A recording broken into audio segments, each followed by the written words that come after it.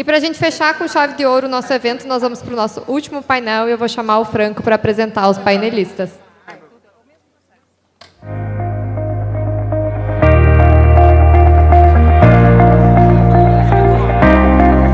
Tem mais uma aqui.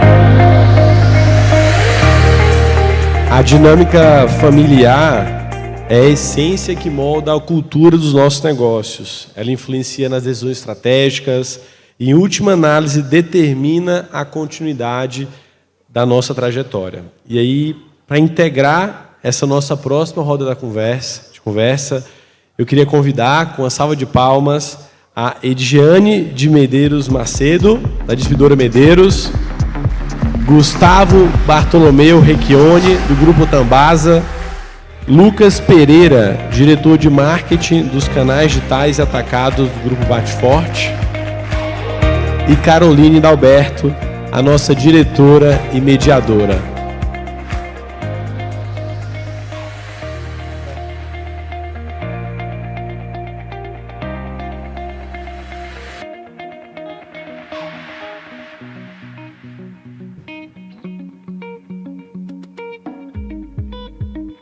Boa tarde. Queria agradecer a presença de todos. Estamos aqui num domingo, quase à noite, né? Então, agradecer a todos que ainda estão firme e forte aqui com a gente. A Elidiane, Gustavo e Lucas, que aceitaram o convite de estar aqui e contar para a gente um pouquinho da história deles, né, de sucessão.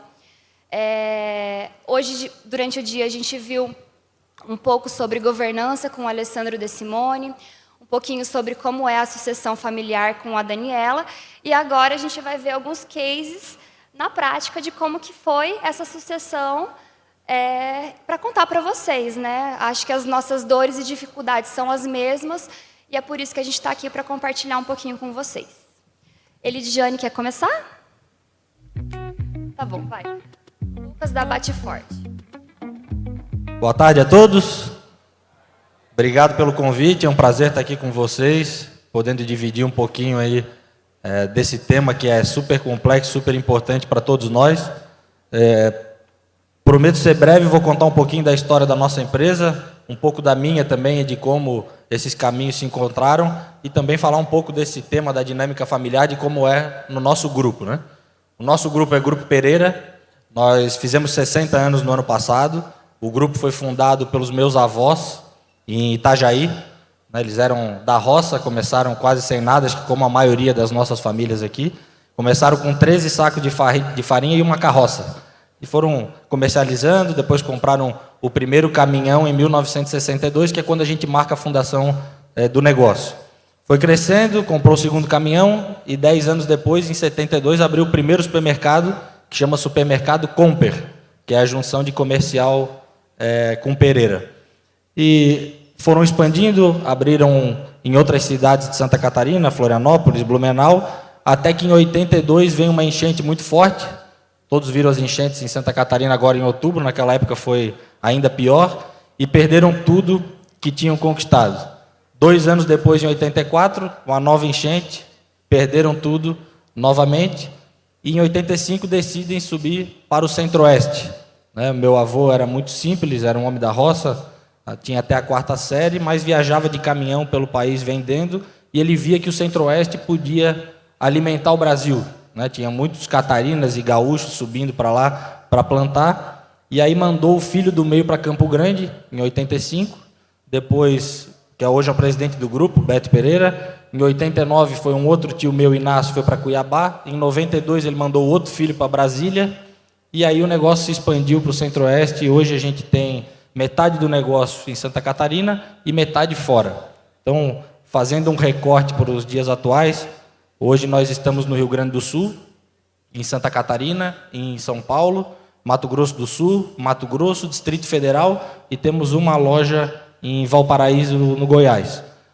Mantemos a essência atacadista, que foi como o grupo começou, né, com atacado cerealista, depois um atacado generalista, mas abrimos varejo, com o supermercado Comper que tem até hoje, temos atacarejo, com forte atacadista, abrimos outros negócios que completam o ecossistema do grupo em torno desses 3 maiores, um braço financeiro que chama Voon Card, que é o nosso private label, tem 1 milhão de cartões emitidos, Temos 20 farmácias, 2 postos de combustível.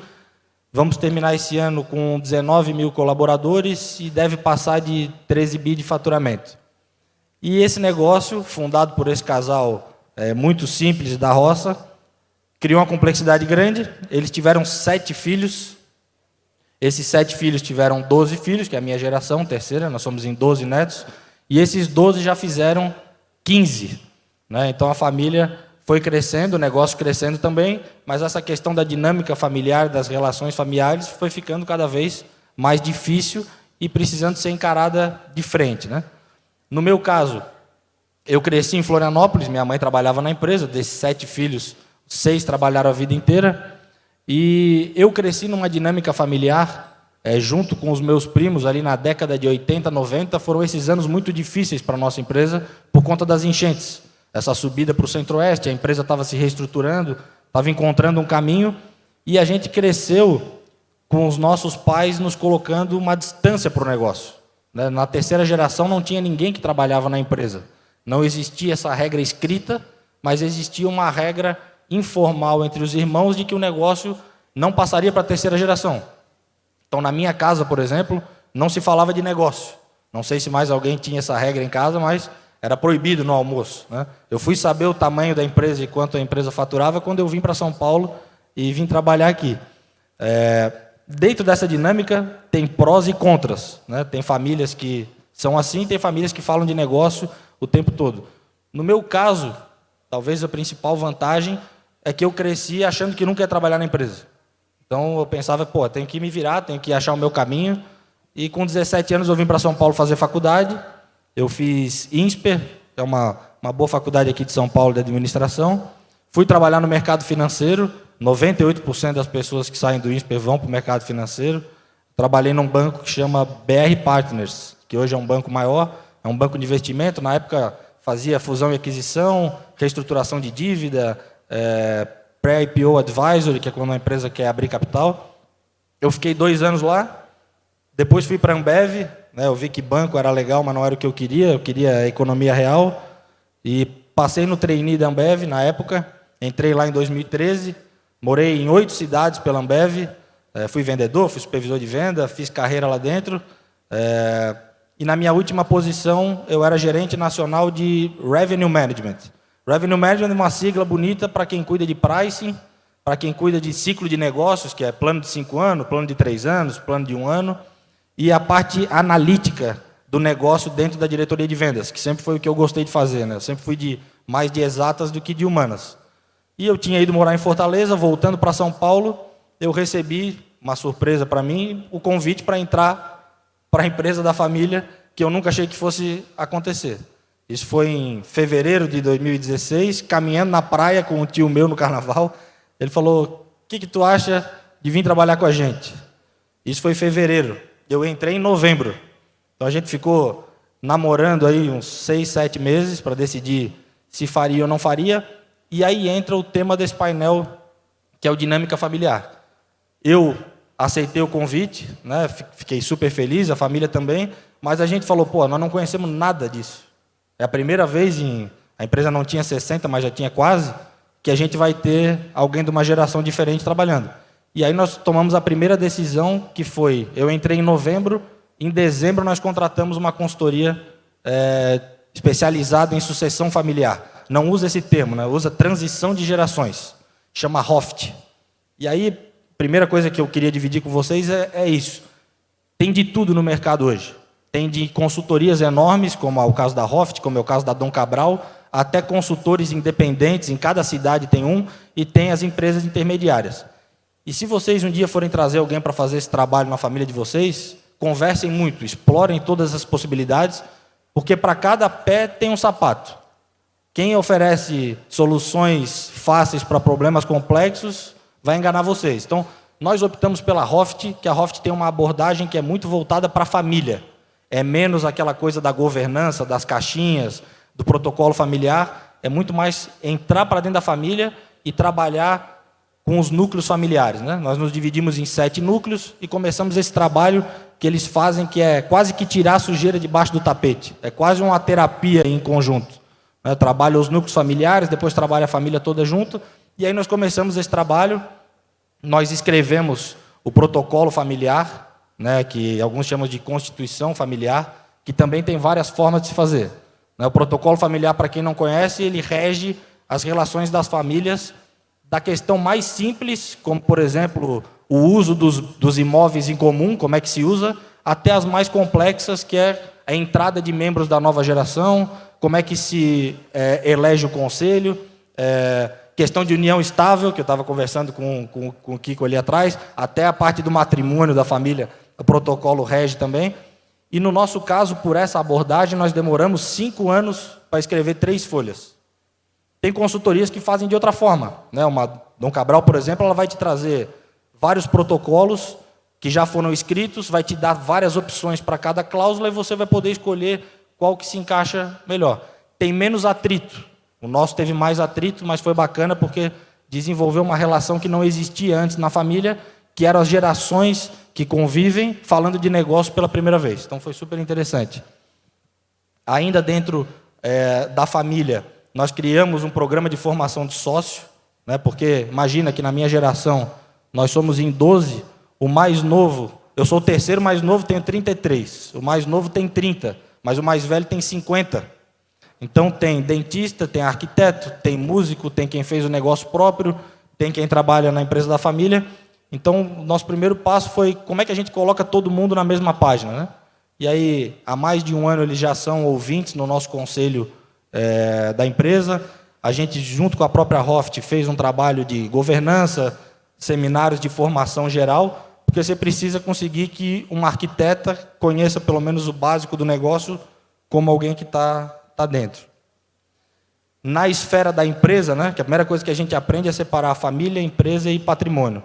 Na empresa, a gente fez uma organização a partir desse protocolo, né, nós criamos para cada um desses 7 núcleos dos irmãos 2 holdings, uma holding patrimonial e uma holding operacional, que são sócias aí, do patrimônio e do negócio, que a gente também cindiu. E dentro dessas holdings, a geração seguinte já entrou como acionista, também para dar peso e para mostrar esse envolvimento, e aí a importância do protocolo regendo tudo isso. Fizemos também um acordo de acionista, e aí, de novo, assim como uma empresa de sucessão familiar, o acordo de acionista ele pode ser o mais simples e pode ser o mais complexo, mas ele tem que ser feito, assim como o protocolo tem que ser feito. A gente conversava ali atrás, o erro das empresas menores é achar que isso é coisa de empresa grande, e não é. Na verdade, isso rege todo o patrimônio que você tem, não importa se é R$1, se é 1 bilhão ou se é 100. Então, o nosso caso, no acordo de acionista, a gente fez um acordo de acionista no estilo de uma empresa de capital aberto, mas nos mantendo uma SA de capital fechado. Então, para quem tem sócio aqui, tem que se fazer a pergunta, e se o meu sócio quiser vender, o que acontece? E se meu sócio falecer e os filhos deles passarem a ser meu sócio, o que acontece? Essa pergunta a gente vai demorando para responder, demorando, e às vezes acontece esse imprevisto antes de ser decidido. E aí trava o negócio. Então, é importante ser encarado de frente. E temos um desafio ainda gigante pela frente, que é essa 4ª geração que está vindo. De novo, não tem certo e errado, mas no nosso caso, dentro do protocolo familiar, a gente estipulou que tem que estudar, tem que fazer faculdade, tem que trabalhar 5 anos fora, depois tem que, quem quiser, pode aplicar para vir para uma função dentro do negócio. E, de novo, quando a gente estuda as famílias, vimos regras mais rígidas do que essa. Tem uma família de um banco grande aqui no Brasil que tem que fazer faculdade fora, trabalhar 10 anos e fazer MBA numa escola da Ivy League, que são aquelas principais dos Estados Unidos. E tem os mais simples, que não precisa, e a geração seguinte começa a trabalhar na empresa desde cedo. Que recado que eu quero passar com isso? Não acreditem em soluções milagrosas para esse negócio, elas não existem. As soluções que vêm de forma muito fácil, que alguma consultoria vai vender para vocês, um papel preenchido, ela não funciona na prática. E é muito importante o envolvimento da geração seguinte. No nosso caso, por exemplo, o protocolo familiar, ele foi desenhado por nós. Porque os meus tios e a minha mãe, a geração de cima, eles já se viram entre eles. Eles já têm a governança deles, que nunca foi escrito, mas que funciona há 60 anos. Então, nós fizemos o protocolo e eles validaram, que o protocolo vai reger as nossas relações, não as relações deles, né? E, para finalizar a minha parte, para passar, a melhor frase dessas que eu escutei, e que exemplifica esse desafio da terceira geração, e tem até quarta geração aqui, é que o casal de fundadores, no nosso caso um casal, mas às vezes podem ser sócios, eles se escolhem como sócios. Então, meu avô e minha avó se escolheram como sócios para a vida e para a empresa. Os filhos, eles já não se escolhem. Eles nascem irmãos e nascem sócios, mas eles ainda são criados na mesma cultura, né, debaixo do mesmo teto, com os mesmos valores, com as mesmas experiências. A terceira geração, ela não se escolhe, ela não é criada junto e ela não necessariamente tem os mesmos valores e os mesmos objetivos de vida.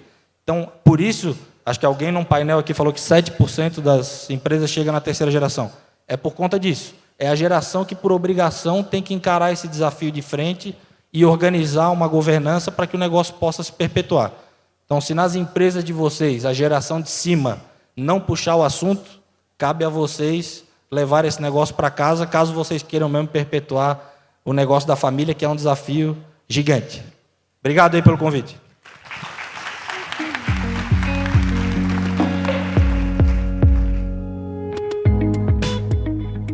Boa tarde. Bom, foi falado mais cedo aqui que da terceira geração são 7%, da quarta baixou para 4%. Então só aumenta a nossa responsabilidade, né? Eu queria falar que não existe o processo de sucessão, não existe uma fórmula exata, uma fórmula correta. Cada empresa tem que se adaptar ao seu processo de sucessão. Existem vários fatores que podem influenciar a empresa, as gerações. Se o sucedido faleceu e vai cair na mão do sucessor, se esse sucessor já tem uma certa experiência, se não tem experiência, quanto tempo de bagagem esse sucessor tem? Ou se não, se a pessoa que vai ser sucedida já está planejando em vida já passar para os próximos sucessores, que eu acredito que esse seja o mais adequado e o mais correto, né? Enquanto ele estiver vivo, ele não vier uma surpresa de um falecimento e passar por uma mão de sucessores. Eu queria contar um pouco da história da empresa Tambasa. Hoje ela tem 74 anos, eu já sou a quarta geração da empresa. E se vocês me dão a liberdade de contar um pouco da história da empresa, começou com um fundador, o fundador é um sapateiro. O sapateiro, ele ia para a lavoura consertar botas das pessoas que trabalhavam no canavial no interior de Minas Gerais. Chegava e percebia que algumas botas não tinham conserto, ele ia lá no centro da cidade, comprava uma bota e vendia lá no canavial. Ele começou a perceber também que, além de bota, ele pode trabalhar também com foice, enxada, picareta, pá. E em 1949, ele abriu a Tecidos e Armarinho Miguel Bartolomeu S.A., que, se você pegar a sigla do primeiro a letra, significa Tambasa. Colocou já de imediato, para trabalhar junto com ele na época, os filhos, e logo em seguida o fundador faleceu. Então cai uma empresa para os filhos, para dar continuidade, e a gente viu hoje com a palestra da Daniela que 66% das empresas da primeira geração para a segunda ou quebram ou elas são vendidas, mas não dão certo. Somente 1/3 é que dá continuidade. Nessa hora, cai para os filhos do fundador, e uma coisa que acontece muito é porque nós somos educados a ser irmão. Nós não somos educados para ser sócio do seu irmão. Mas quando o fundador falece, cai lá no seu colo um irmão e um sócio ao mesmo tempo. E aí, no caso da empresa, o fundador, o da segunda geração, que era o Gerson, ele, por ser o mais velho, pega essa responsabilidade para ele. Em 1969, leva a empresa, leva a Tambasa para a capital, leva para Belo Horizonte. E, ao mesmo tempo que ele leva para Belo Horizonte, ele abre essa oportunidade para a terceira geração da empresa. Só que um detalhe que vocês vão perceber, que quando vem do fundador para a segunda geração, é só irmãos. Mas quando você passa já para a terceira geração, além de irmãos, vem primos. E nem sempre a gente conhece, pelo menos, o perfil dos nossos primos. Você pode até conhecer a pessoa, mas nem sempre a gente conhece o perfil daquele primo. E entra a terceira geração para aprender, e logo em seguida, num acidente, o principal responsável pela empresa também falece. E cai para a terceira geração dar continuidade. Tem uma vantagem que, quanto mais novo as pessoas vão entrando, tem mais ideias, vai tendo mais novidades e a cabeça é mais aberta. Essa terceira geração pega a empresa e leva para um outro patamar.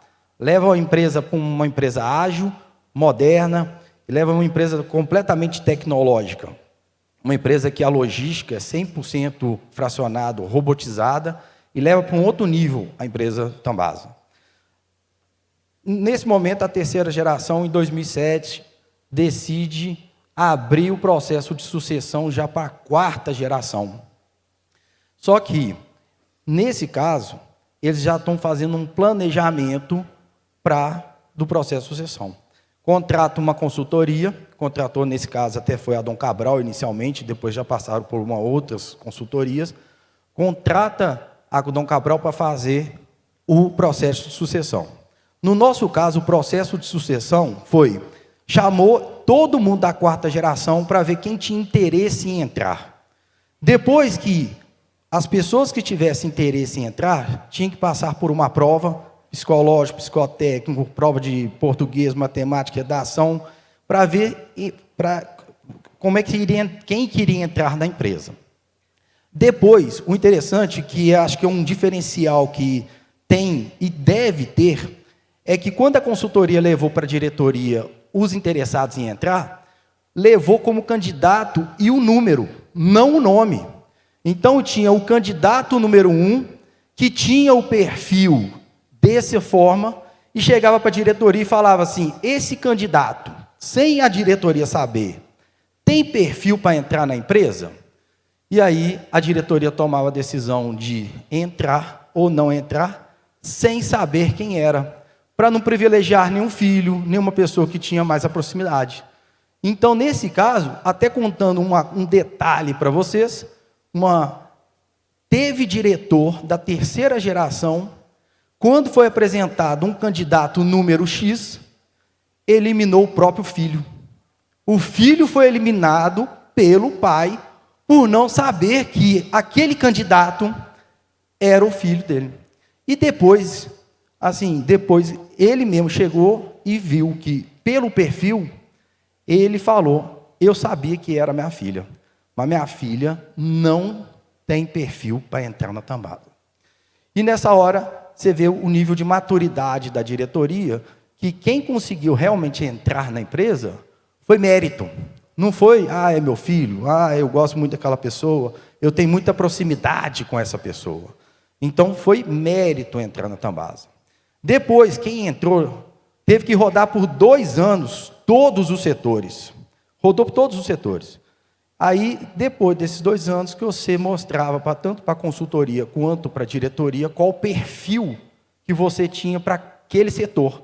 Um foi direcionado para compras, o outro para logística, o outro para vendas. E durante todo esse processo, uma outra coisa importante no processo de sucessão é a comunicação. Foi deixado bem claro que durante esses 2 anos que nós rodamos, quem tinha o perfil para ter um cargo comum, um cargo de confiança e um cargo de diretoria. Então, mesmo que você entrasse na Tambasa, não seria que você seria um diretor amanhã. Então, já deixaram bem claro, a comunicação foi bem clara, que você pode até ter entrado, mas você vai ser um cargo comum dentro da empresa. Se você gostar, beleza. Se você não quiser, infelizmente, aqui é um processo profissional. Nessa hora, quando você vê isso, você enxerga que, além da maturidade da diretoria de não privilegiar ninguém, a comunicação ficou tão clara que realmente hoje, da quarta geração, são 12, 3 já viraram diretores, E foi tão clara essa comunicação que várias pessoas já até preferiram sair. Eu sou acionista, ganho dividendo, para que eu vou ficar aqui e ter um carro comum? E prefiro sair. Então, hoje, lá dentro, realmente é quem tem mérito que está assumindo o cargo lá na empresa. Então, eu falo que na empresa hoje, o nosso processo de sucessão foi justamente isso. Primeiramente, não teve privilégio e foi de olhos fechados. E segundo, a comunicação bem clara, que desde o início, como é que seria o processo e o que você poderia ser dentro da empresa para não diferenciar ninguém. Hoje, a empresa vai fazer 75 anos no ano que vem, tem um faturamento esse ano de 5 bilhões e 800. Ainda estamos no processo de sucessão, vários já participando. Uma vantagem da empresa é que a própria diretoria já está enxergando que eles realmente precisam fazer essa troca de comando. Então, eles estão apoiando, que isso é importantíssimo, a própria diretoria apoiar e ter essa vantagem deles estarem cientes que o bastão está chegando a hora de passar esse bastão. Obrigado.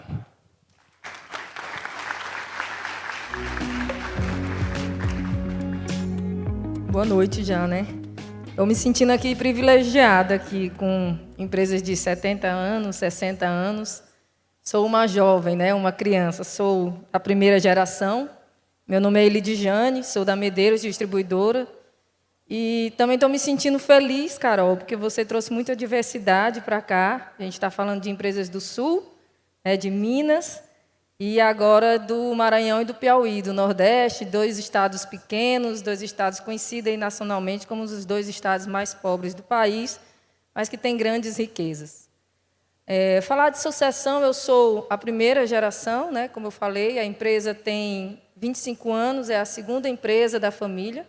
Nós temos uma outra com 40 anos que foi a impulsionadora de abrir uma distribuição. A escassez, a necessidade de abastecimento na nossa região foi a razão pela qual, para atender os nossos outros negócios, que eram restaurantes, foi a razão pela qual a gente, os fundadores, meu pai e minha mãe, abriram a Medeiros. Bom, para contar a minha história, eu trabalhava com eles, eu até brinquei com a Carol, eu trabalhava nos restaurantes e a gente trabalhava demais e ganhava de menos, né? Trabalhava muito e a linha final não batia. Trabalhava muito e a linha final não batia. Então, eu disse, cara, tem alguma coisa errada aqui. Eu preciso ir me profissionalizar para entender o que a gente está fazendo de errado. E nesse período da profissionalização, eu saí do interior do Maranhão, que a matriz da gente fica em Bacabal, no interior do estado do Maranhão. Fui estudar e fui viver o outro lado da moeda. Eu tinha esse propósito muito forte. Eu queria ser empregada, eu queria deixar de ser a filha do dono, eu queria entender como era que funcionava. Tive a oportunidade de trabalhar no financeiro da fábrica da Ambev, em Teresina, fui estudar em Teresina. Depois trabalhei na logística, e foi a mina dos olhos para mim. Sou muito apaixonada por logística, muito apaixonada por tecnologia. E voltei para Bacabal para tocar um negócio que eles tinham iniciado enquanto eu estava na faculdade. A empresa tem 25 anos, eu estou há 20 anos à frente da empresa na gestão. Minha palavra hoje é para falar, acho que meus colegas falaram muito bem aqui de exemplos fantásticos de como se faz uma sucessão. Mas minhas palavras hoje é mais para quem está ali do outro lado da mesa, né? Dos sucessores. O como isso. Eu sou muito questionada em vários lugares que eu vou. Como é assim? Como é que você conseguiu? Meu pai é muito cabeça dura. Eu escutei hoje aqui uma pergunta. Como é que a gente convence o fundador a fazer esse processo de sucessão? Bom, eu acho que a gente não convence. A gente tem que... Foi o meu caso e foi o caso de alguns colegas... É muito mais você entender e respeitar que aquele fundador, aquela fundadora, tem valores e princípios que os levaram até ali. E, apesar de que a gente pode ter pensamentos diferentes, quando a gente mostra para os nossos fundadores, né, nossos pais, sejam avós, de que há um respeito muito grande pelo que eles fizeram e como eles fizeram. Quando a gente vai colocar a mão na massa ali junto com eles e dar o valor para eles sobre tudo que eles fizeram, mesmo com a falta de conhecimento que era dos meus pais, que não estudaram, isso foi me dando uma certa liberdade. Então, a sucessão aconteceu exatamente porque eu vim trazendo tecnologia, que eu gosto muito, de automação, fui implantando alguns processos e uma característica muito forte da gente é a questão da humildade. Meu pai, com muita humildade, chegou para mim e disse assim, até aqui eu vou, mas daqui para frente eu não consigo mais. Aí eu peguei na mão dele e disse, então vamos juntos, porque o senhor tem a sabedoria e a visão que nenhuma faculdade e nem os meus 30 anos na época, 25 anos na época, me dariam. E o que a gente tem feito nesses anos é exatamente isso. A gente atende os 2 estados, a gente desbravou juntos os 2 estados, do Maranhão e do Piauí. E em nenhum momento, durante esses 20 anos, eu deixei de pegar na mão deles para ter eles como conselheiro, com a sabedoria da humanidade da minha mãe e com a visão estratégica do meu pai. Então, para quem está aqui como sucessor, que tem muita dificuldade ainda de entender o como vai fazer isso, é muito mais uma questão de valorizar os princípios e os valores, como a Daniele falou aqui agora, de olhar para o indivíduo e buscar um autoconhecimento. Essa foi um grande diferencial e tem sido um grande diferencial até hoje na história da Medeiros nos 2 estados.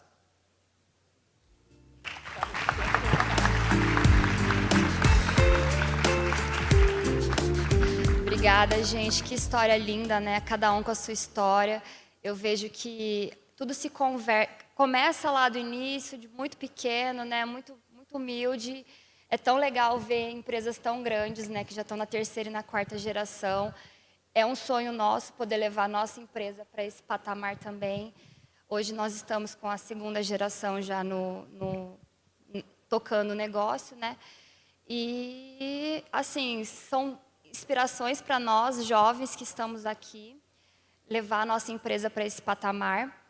E eu queria falar perguntar assim, mais para o Lucas e para o Gustavo, como que foi assim para vocês? Vocês concordaram com o que veio da 3ª geração, da 2ª geração, a forma de fazer essa sucessão, né? Contrata consultoria, vocês viram que deu certo, que foi legal, que valeu a pena esse caminho, esse processo todo de como estudar, o que estudar, os locais que vocês passaram, vocês teriam feito algo diferente nesse sentido?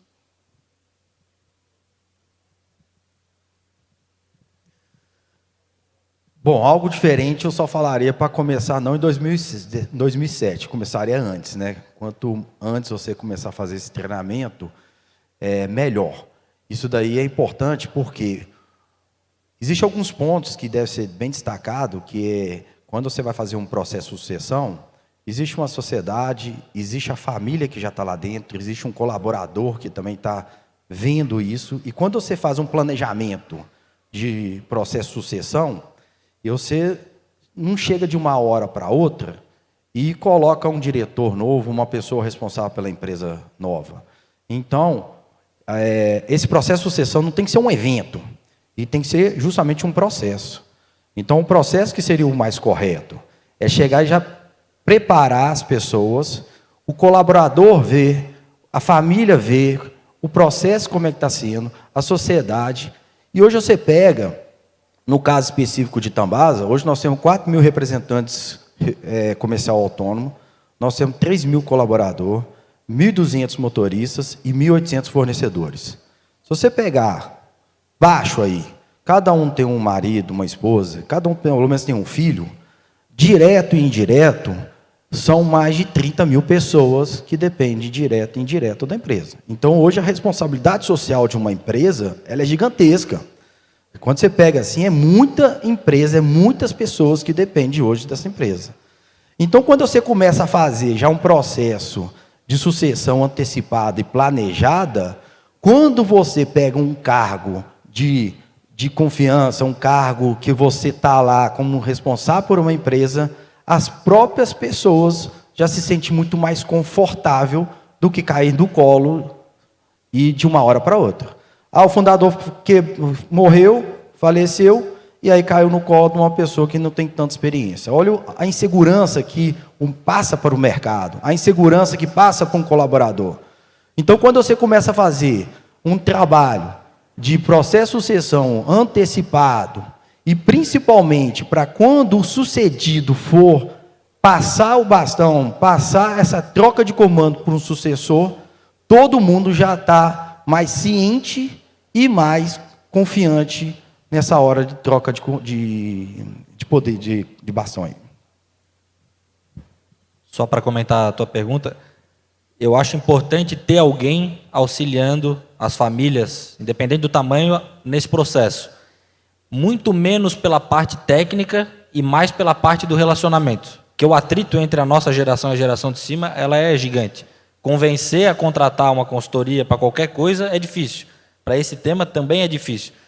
E essa pessoa não precisa ser uma baita consultoria, um PhD em rádio, mas tem que ter alguém que faça o meio de campo entre as gerações. E aí, para mim, a pessoa certa para indicar é alguém que a geração de cima da de vocês confie. Porque essa pessoa vai fazer o para-choque entre as duas gerações. Vai conseguir fazer essa comunicação fluir melhor entre o que uma geração quer com o que a outra quer também, de forma que esse relacionamento ele não seja muito prejudicado nessas discussões que são muito tensas, né? Uma das coisas também que a gente viu é uma hierarquia de relações. Eu acredito muito nisso, né? Por exemplo, eu com o meu tio, que é o presidente da empresa, ou vocês com os pais, tem 3 relações básicas. A primeira ele é meu tio e eu sou sobrinho dele. Isso não muda, não tem como mudar, nada vai mudar isso. A segunda, nós somos sócios. E a terceira, ele é meu chefe. Então, se essa relação tiver que morrer para preservar as outras duas, é o que tem que ser feito. Mas muitas vezes, por não ter essa habilidade, essa terceira relação do dia a dia e da discussão e da briga, ela acaba matando as outras duas, que é o que mata a companhia. Então, ter alguém para fazer esse meio campo é importante demais.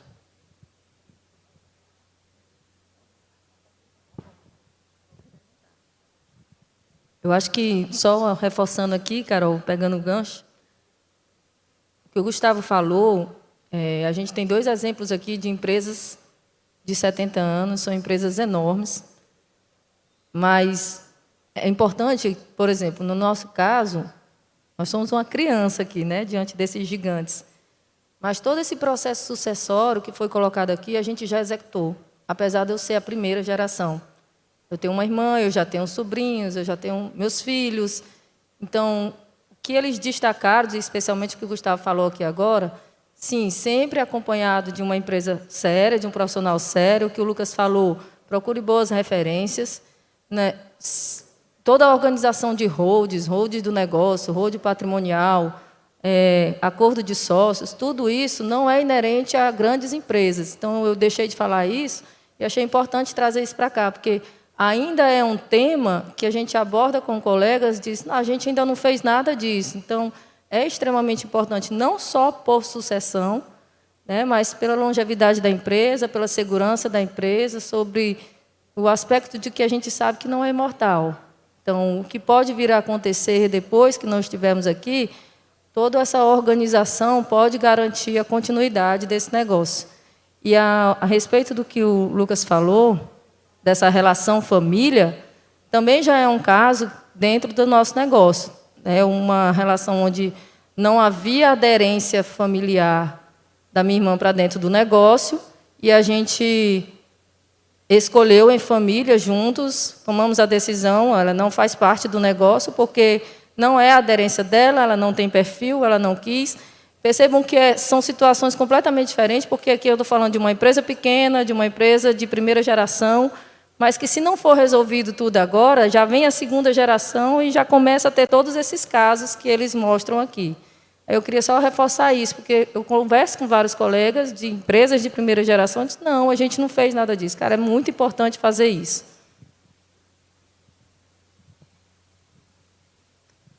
Temos uma pergunta aqui da plateia, o Simval Júnior, da Provendas.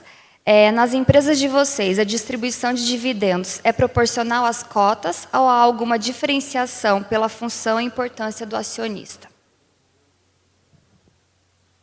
Essa é uma boa pergunta. É proporcional às cotas, né? A gente conseguiu dividir bem no protocolo o que é o salário do executivo, que esse sim ele é diferente de acordo com a função. Então, um é presidente, outro é vice-presidente comercial, outro é vice-presidente jurídico. Tem salários diferentes, com bônus, com remunerações variáveis diferentes de acordo com o seu cargo. Mas no chapéu de acionista, o dividendo ele é distribuído pela cota, né? E essa cota foi distribuída de acordo com o critério da família. Então é importante separar as duas coisas, porque uma é a remuneração do trabalho e a outra é a remuneração do capital. Então o acordo de acionista também deixa isso mais claro. Lá na empresa também, idem, né, é proporcional às cotas. O dividendo lá na empresa é mensal, então eu volto até a falar da nossa responsabilidade também com a família, porque a própria família depende desse dividendo, que já conta com esse dividendo no final do mês. Então, mas lá também é proporcional com as cotas e diferencia o salário de quem está lá dentro e do dividendo que é distribuído mensalmente. Também é a mesma coisa.